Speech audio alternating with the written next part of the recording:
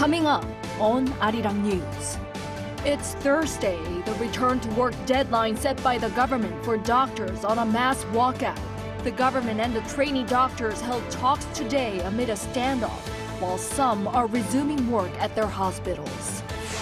President Yoon says during a meeting with Meta CEO Mark Zuckerberg that South Korea is a great platform where Meta's artificial intelligence can be applied.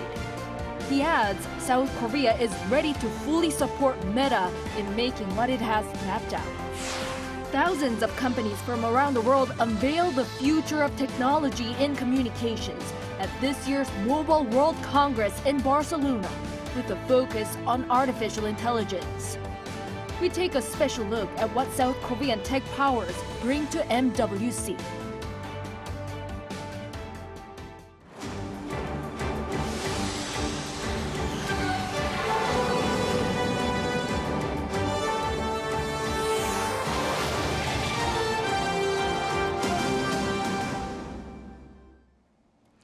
Good evening. It's 9 p.m. here in Seoul.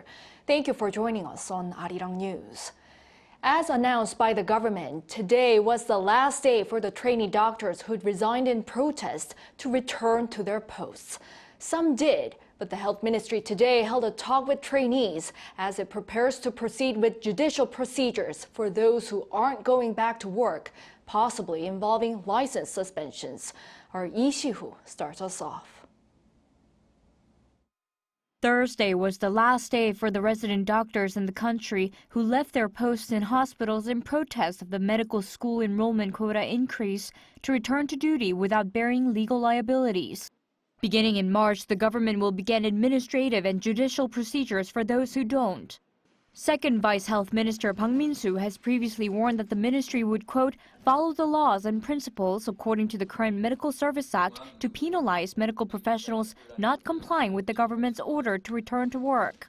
He said measures such as medical license suspensions of at least 3 months or official indictments are inevitable.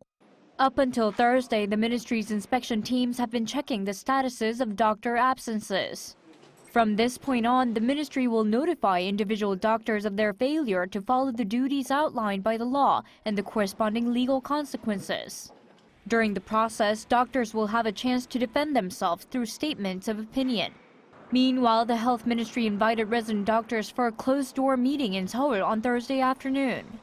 The ministry has yet to announce the exact number of doctors who attended, only stating that at least one did. Following days of government return-to-work orders, some trainee doctors returned to their posts. According to the Health Ministry's announcement Thursday, as of the day before, a total of 294 doctors at 100 hospitals have returned since resigning. At one hospital, 66 doctors have gone back. As of Wednesday evening, a total of 9,997, or around 80% of resident doctors in the 100 major hospitals in the country, have submitted and maintained their will to resign. Of them, 9,076 have left their posts. Lee Si-hoo, Arirang News. Shifting gears, President Yoon today met with Meta CEO Mark Zuckerberg at his office and discussed future tech cooperation in areas including AI and semiconductors. The president says South Korea is a great platform and is ready to fully support Meta in making what it has mapped out. Our correspondent Oh Soo-young reports. South Korea is ready to back collaborations between Samsung, Meta and other big tech firms to foster a global ecosystem of cutting-edge digital technologies. This came as President Yoon on Thursday met with Meta CEO Mark Zuckerberg, who's on a 3-day trip to Seoul. Yoon's policy director Song Tae-yeon announced that the meeting took place at the presidential office for around half an hour, with the discussion centered on ways that South Korea and Meta could collaborate amid the heated global race for supremacy in artificial intelligence. With AI powering future technologies like smart devices and self-driving cars, and crucial systems and infrastructure like data centers and the Internet of Things, the president noted that IT firms are seeking high-speed AI chips for smarter and faster processing. Emphasizing that South Korea has the world's top 2 memory chip makers, Samsung and SK hynix, Yoon encouraged Zuckerberg to cooperate closely with local companies. As much as there is now a close-knit supply chain cooperation system between the South Korean and U.S. governments, President Yoon said he would actively support cooperation between businesses at a government level. Tech mogul Zuckerberg reportedly noted that Samsung occupies a pivotal position in the global foundries market, a key point of consideration in cooperating with the chip firm. He alluded to the world's heavy dependence on Taiwanese firm TSMC for non-memory chips amid highly volatile circumstances surrounding the island. Prior to their meeting, Zuckerberg met with the chiefs of Samsung and LG Electronics. According to Tong, President Yoon said there could be further synergy with South Korea's hardware serving as excellent platforms for Meta's AI. Given the country's diverse portfolio of smart home appliances, wearable devices and smart cars, recognized for their high technology and quality. Particularly on Zuckerberg's vision to create an open metaverse ecosystem, Yoon said South Korea continues to support such future industries and hopes to cooperate with Meta on joint research and development and fostering talent. The president said that Korean companies can play an important role and emphasized that big tech and various governments should work together to create a digital ecosystem. Yoon and Zuckerberg also discussed Meta's role in countering the spread of disinformation and propaganda on social media, with the South Korean leader expressing concern about the manipulation of AI and its threat to democracy, particularly ahead of the April general election. Yoon has been meeting with prominent leaders in the digital sector, including those of Apple, Tesla, Netflix and OpenAI, to seek opportunities for greater business and investment in the country. Oh Soo-young, Arirang News. Over in Washington, Foreign Minister Cho Tae-yeol has met his American counterpart Antony Blinken to highlight the need to better respond to growing threats by North Korea, especially in light of the upcoming parliamentary election here and the presidential election in the U.S. Our foreign affairs correspondent Bae Eun-ji reports. South Korea's Foreign Minister Cho Tae-yeol met with his American counterpart Antony Blinken in Washington on Wednesday local time and discussed ways to cooperate in order to better respond to evolving North Korean threats. The hour-long meeting was their first bilateral sit-down since Cho took office last month. This comes amid concerns about North Korea's military cooperation with Russia and speculations that the regime could engage in more provocations ahead of parliamentary elections in South Korea in April and the U.S. presidential election in November. We are one in condemning North Korea's increasingly provocative rhetoric and actions that violate multiple UN Security Council resolutions, including its export of munitions and ballistic missiles to Russia. While noting that South Korea and the U.S. have always moved in lockstep, Cho highlighted that strengthening their trilateral coordination with Japan is essential for addressing common security challenges and promoting stability in the Indo-Pacific region. On global issues, he added that South Korea continues to stand together in supporting Ukraine and that it's also united in condemning Houthi attacks. Blinken, who will be visiting Seoul next month, said he's very much looking forward to being in South Korea and said the two countries' partnership is stronger than it's ever been. We're working together on virtually every major challenge that we have to contend with around the world, as well as working together to build even greater opportunities for our people here in the United States and in South Korea.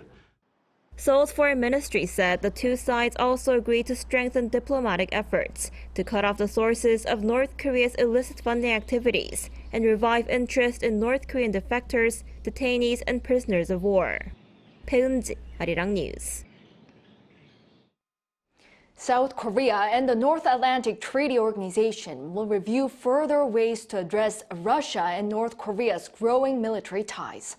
That's according to Seoul's presidential office, which announced that National Security Advisor Jang Ho-jin met with Christopher Cavoli, commander of NATO's Allied Command Operations. The two officials discussed the ongoing war in Ukraine, sharing concerns that the Kremlin and Pyongyang are violating UN Security Council resolutions through their arms cooperation. They agreed to review ways to cooperate on the matter, such as through information exchanges, and also discussed possible global ramifications in the aftermath of the Ukraine crisis. Jang also highlighted President Yoon Suk-yeol's attendance at the NATO summit last year, where he strengthened Seoul's bilateral partnership with Brussels. Cavoli also lauded the partnership, calling for increased cooperation, particularly in cybersecurity and information sharing. Meanwhile, preparations are reportedly underway by a number of European countries looking to reopen their diplomatic missions in North Korea following pandemic-related closures. Lee Seung-jae has details. In January 2020, North Korea began closing up its border in a bid to prevent the COVID-19 virus from spreading in its own country. Having one of the world's strictest border controls at the time, all European nations withdrew from their embassies in Pyongyang. However, 4 years on from their departure, a number of European embassies in the North Korean capital will reopen in the near future. According to a Reuters report on Wednesday, Britain's Foreign, Commonwealth and Development Office is discussing plans with the North Korean embassy in London for a technical and diplomatic delegation to visit Pyongyang. A spokesperson from the Foreign Office said it welcomes the return of some diplomats to Pyongyang and North Korea's move to reopen its borders, adding that it asked North Korea to allow entry for the international community, including all diplomats, UN agencies, and non-governmental humanitarian organizations. Sweden's special envoy for the Korean Peninsula, Peter Samneby, said there had been some progress regarding his return to Pyongyang. The return of North Korean diplomats to their overseas posts has also been a slow and gradual process. Last August, the regime cautiously began sending their ambassadors to pro-North Korean countries such as China, Russia, Mongolia, and Cuba. Other European nations are beginning the process of returning diplomats to Pyongyang, as the German Foreign Ministry said that it will begin inspecting their embassy, which had been left vacant for years before its ambassador returns. The Swiss Foreign Ministry is also discussing a visit to North Korea to resume humanitarian projects by the Swiss Agency for Development and Cooperation. Switzerland has been conducting support projects for North Korea with the Development Cooperation Office in Pyongyang since 1997, which it withdrew from in March 2020. Lee Seung-jae, Arirang News. In Moscow, Russian President Vladimir Putin on Thursday warned Western countries of the risk of nuclear war if they were to send troops to fight in Ukraine. Addressing the Russian parliament in Moscow, Putin added that Russia has the weapons to strike targets in the Western nations.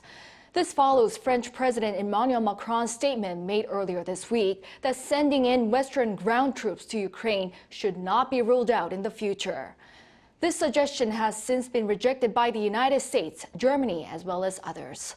In addition, according to reports by the Associated Press, NATO Secretary General Jens Stoltenberg said that there are no plans to do so.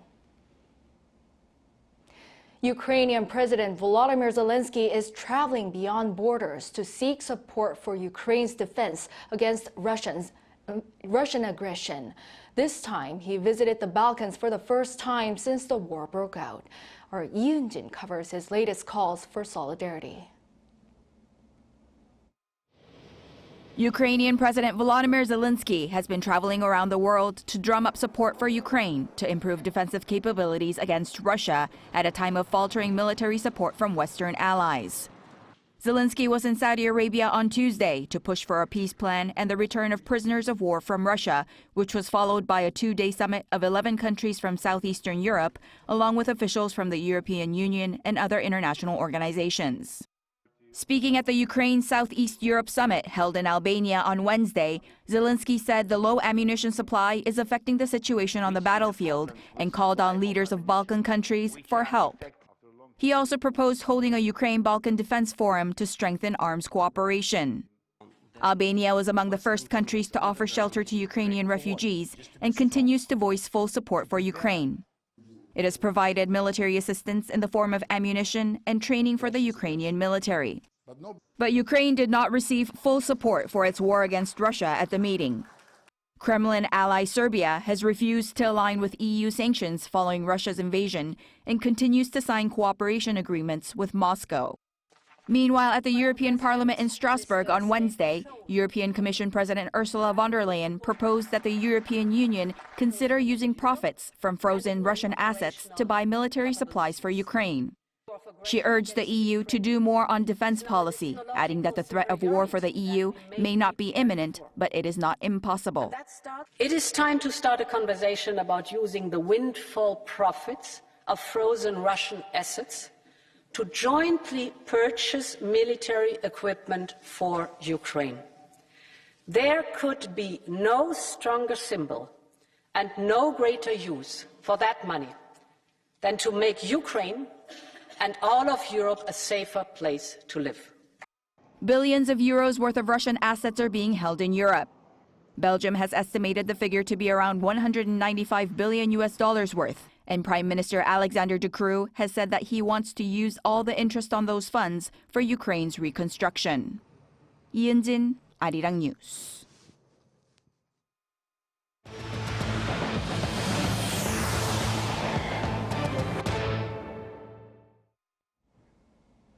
At the National Assembly, South Korea's lawmakers today passed a proposal of electoral districts ahead of upcoming April election. This comes after a long discussion between the country's ruling and opposition parties. Our National Assembly correspondent Shin Ha-young has the details. With the general election just about 40 days away, the National Assembly on Thursday passed a proposal to finalize the electoral districts. It passed with 190 approvals, 34 oppositions, and 35 abstentions. This comes after last-minute negotiations on the electoral districts between the ruling and opposition parties. The Election Act requires the National Assembly to finalize the electoral districts a year before the election. However, this had not been done due to clashes of opinion between the parties due to concerns that seats would be lost. For instance, Jeollabuk-do province is a traditional Democratic Party stronghold. According to the bill passed on Thursday, ruling and opposition parties agreed to reduce proportional representation seats by 1 and to retain the current 10 seats for Jeollabuk-do. Originally, the plan was to take 1 seat each from Seoul and Jeollabuk-do province and add 1 seat each for Incheon and Gyeonggi-do province. However, ultimately, only Seoul, Incheon, and Gyeonggi-do province will have the changes made. As a result, the number of seats for elected lawmakers has increased to 254 from 253, as 1 seat was taken from the proportional representation bloc, which dropped to 46 from 47, keeping the total number of lawmakers at the National Assembly at 300. The preliminary agreement made by the National Assembly Special Committee on Political Reform to designate Seoul as well as Gangwon-do, Gyeonggi-do, and Jeollanam-do provinces as special zones has remained unchanged with the addition of Jeollabuk-do province. This decision allows for the partial splitting up of certain districts, cities, or counties considering their administrative boundaries and geographical conditions with the aim of reflecting the regional representation of rural areas. Shin Ha-young, Arirang News. Thousands of companies from around the world unveiled the future of technology and communications at this year's Mobile World Congress in Barcelona, with a focus on artificial intelligence. Our business correspondent Moon Hae-ryun takes a special look at what South Korean tech powers bring to MWC. The overarching theme during the 4-day event was Future First, embodying 6 sub-themes such as 5G and AI, and extended beyond the mobile industry to digital transformation overall. This year's AI scene shaped up to be a little different from last year. Or applications around 5G, AI, and platforms, and how these 3 things can work together to provide a service or a solution to you as a consumer or to you as a businesses that is different from what it was before. South Korea's turnout for MWC 2024 was its largest yet, with many startups and SMEs participating. The Korea Trade Investment Promotion Agency opened a joint booth with the Ministry of Trade, Industry and Energy for small domestic startups, SMEs and related organizations. 8 public institutions joined forces with the government to support Korean companies as one, so 118 startups and SMEs are promoting at MWC under the same brand, Korea. AI was a running theme for many Korean firms at the joint booth, and domestic startup Hyodol, offering AI companionship for the elderly, was awarded the 2024 Global Mobile Awards in the Best Mobile Innovation for Connected Health and Well-being category. The country's biggest tech firms also brought their A-game, with Samsung Electronics unveiling its latest line of wearable tech, the Galaxy Ring, which tracks health data in your sleep. Telecommunications companies KT and SK Telecom set up AI-related booths and demonstrated a wide range of services. KT showed its intelligent urban air mobility traffic management system that assists in the safe operation of urban air mobility vehicles. UATM digitally replicates real-world UAM operations by integrating digital twin technology and AI that enhances safety based on numerous data analyses and simulations. As for SK Telecom, it showcased its telco-specific large language model that's used in various services such as its virtual chatbot assistant. And in true MWC spirit, South Korea was also one of 10 countries, alongside the United States, Australia and Japan, that signed a joint statement outlining principles for the research and development of sixth-generation wireless communication systems. 문혜련, Arirang News. In other news, South Korea has set its largest on-record funding for official development assistance this year. The amount tops 6.2 trillion Korean won, or about 4.7 billion US dollars. Prime Minister Han Duck-soo presided over a related committee meeting on Thursday to review and finalize this year's plan. He said the largest ODA funding set aside this year is to fulfill the role and responsibilities of a global pivotal state, a visionary concept of the countries articulated by the Yoon government. ODA targets the economic development and welfare of developing countries. On the entertainment front, Billboard has unveiled its first Billboard K-pop Artist 100 list based on their success of the main charts throughout 2023. Jungkook of BTS secured the top spot for his outstanding achievements, notably his solo debut single, 7. The list was unveiled on Tuesday local time to commemorate the upcoming launch of Billboard Korea at an event in Seoul featuring many of the listed artists in May.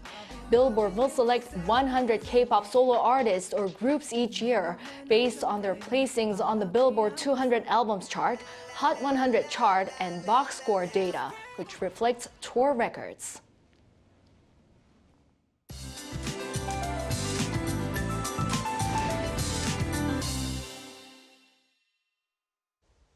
Even though rain and snow have persisted throughout the southern areas of the Chungcheong provinces, there was no major cold in Seoul today.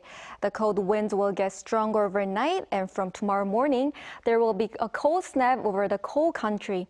Seoul is expected to drop to -6 degrees Celsius and the wind chill to -12 tomorrow. Temperatures will plummet to around -10 degrees in the mountainous areas of Gangwon-do province, where a cold wave warning has been issued.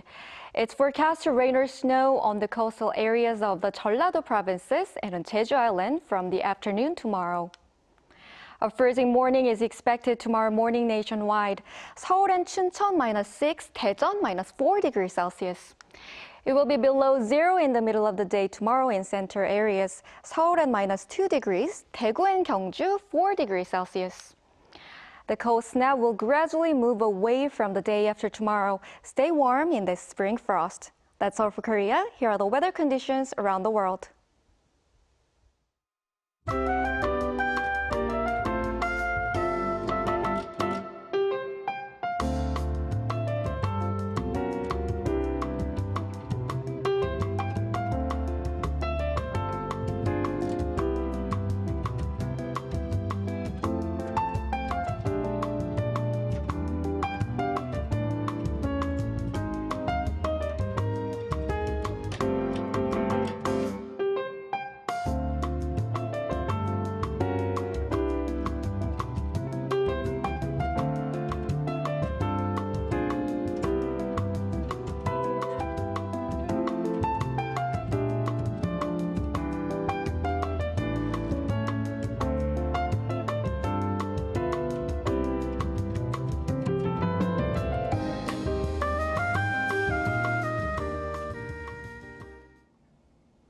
Well, that is all for this newscast. Thank you for watching.